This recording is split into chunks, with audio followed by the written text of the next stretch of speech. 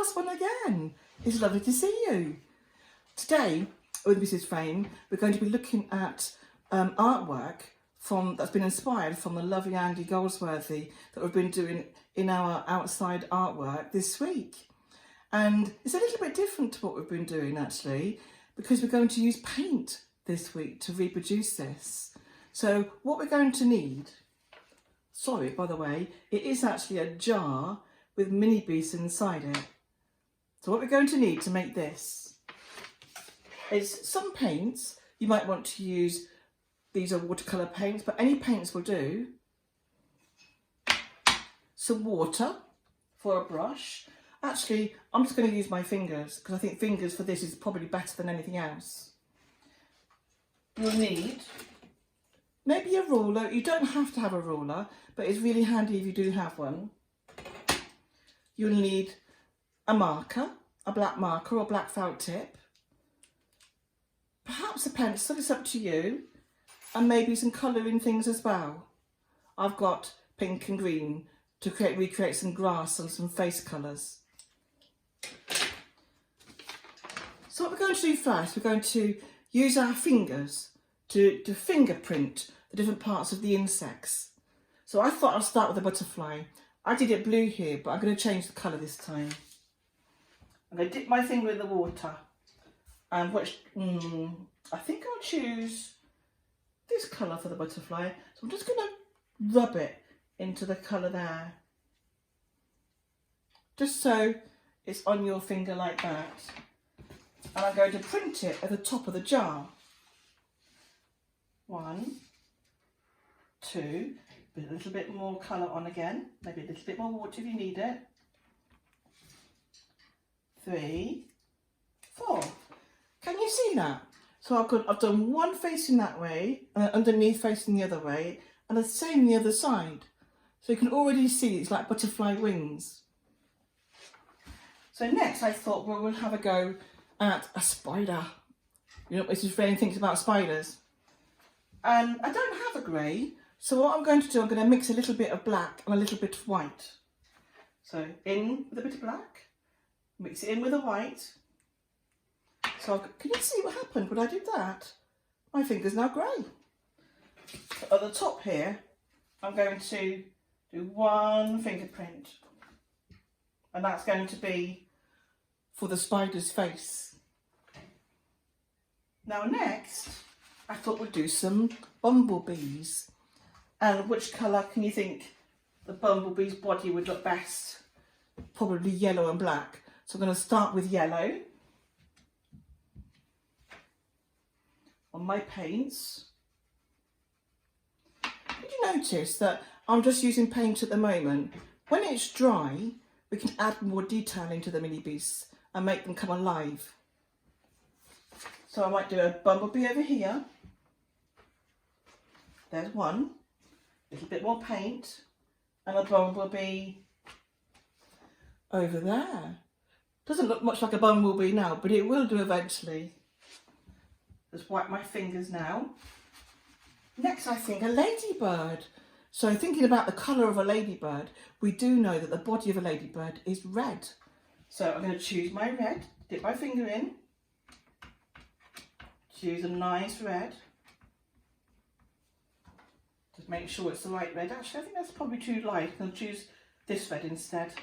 Go for the darker red. Perhaps mix it with a tinsy bit of light as well. So there's my ladybird colour. Okay, so just wipe my fingers again. And I thought, we can't have a week without a caterpillar, can we? We've loved our caterpillars this term. So we all know what colour the caterpillar is. It's green. So we're going to choose the green. Rub it again.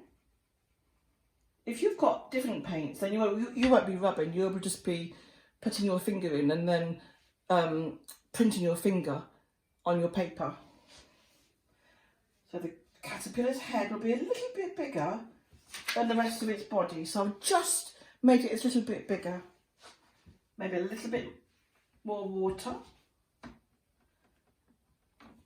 And I'm going to make the caterpillar go up and down a little bit in like a wavy pattern.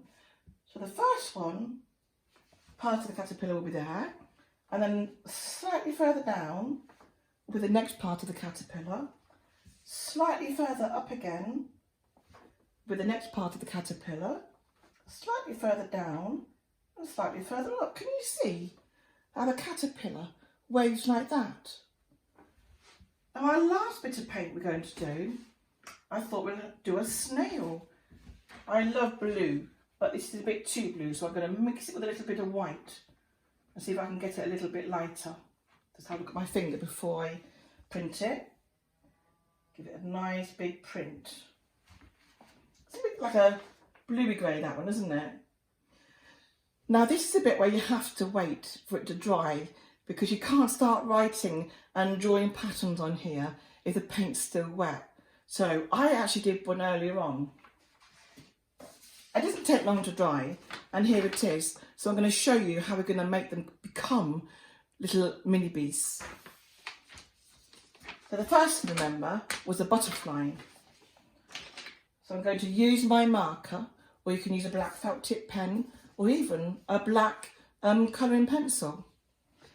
And I'm going to draw a body for the butterfly. I've just drawn it from the top to the bottom. And I need to give the butterfly a little bit of a head. So a little circle. And eyes. Like that. And that's the first butterfly. Then, remember what was next? It was the spider, wasn't it? So I'm going to draw the cobweb coming from here down to the spider's face.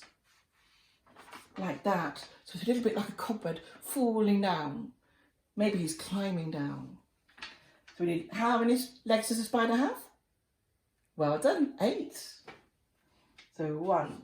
You see my legs are not just straight, they're bent. I'm going to bend all of the legs actually. 4 of them on this side are going to be bending the same way.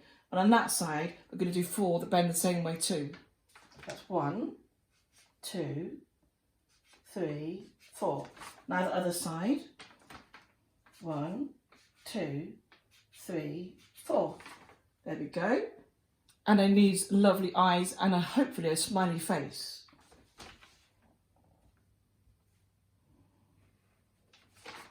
There we go, that's our spider done. Now next we're going to do our bees, weren't we? So what we need with our bees is to create, I'm going to use a different pen here actually, because I thought it'd be nice to mix some colours in with it as well. Oh, sorry, wrong pen.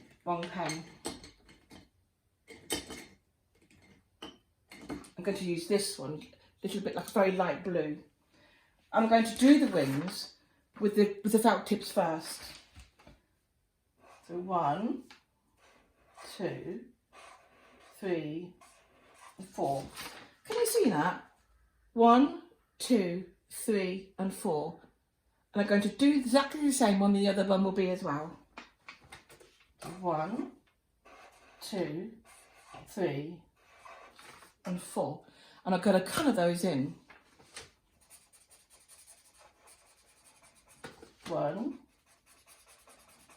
2, 3 and 4. I hope you're going to take your time. I'm rushing a little bit, but take your time and make it look beautiful.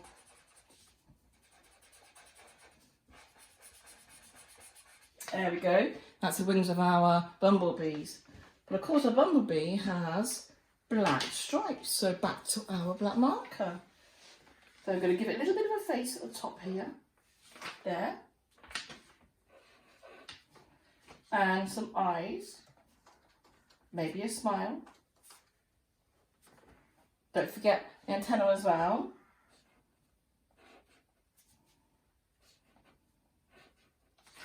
Like that. And our stripes on our yellow body. There's one.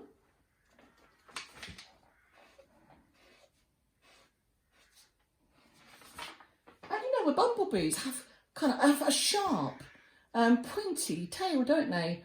I think that's probably where the stings come from. So at the bottom of the bumblebees, I've drawn a little triangle for the sharp piece. Next was going to be the ladybird. So the ladybird, you split a ladybird into 3. You go across the top and then down to the bottom, like that. And I think probably I'm going to do 6 spots altogether. So 3 on one side, then 3 on the other side, and then some antenna at the top of the head. Can you see that? That's my ladybird. Now, my lovely caterpillar. So my caterpillar is going to have exactly the same as the other ones. The antenna is just there, and then eyes, a big smiley face, and of course we need some legs for the caterpillar too. 2 legs maybe for each one, and the legs are like capital L's that go the other way round. They're backwards actually. So 2 on each circle, 1, 2. There's my first 2, my next 2.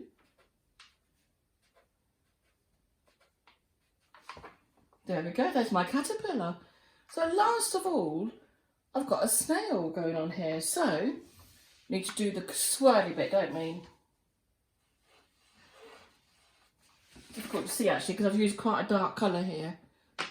And we need to draw our snail in now. And it probably starts from this side of it. My comes out here, goes up. Mummy or Daddy could help you, or a grown up could help you. You see that kind of shape? So it starts at the right hand side, comes out a little bit, curves round, then so goes straight at the bottom, and it curves back on itself with a round head. And then perhaps give it an eye with a little smile. And of course, same as the other ones, some antennae as well.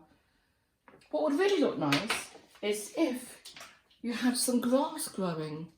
So you might want to use a ruler and some, well, either a green felt tip, green paint, or I've got a green felt tip here, or colouring crayons or colouring pencils. I'm just going to draw a line. I'm going to draw it above the bottom of the jar, so it looks like it's sitting on either a table or grass. It's to show you that it's not sitting directly on top of it, it's sitting slightly at a different angle. I'm going to draw my line across like that, and then I'm going to draw some grass. And how I draw grass is like that. You can make it thicker so there's more grass, denser, or you can just do what I'm doing.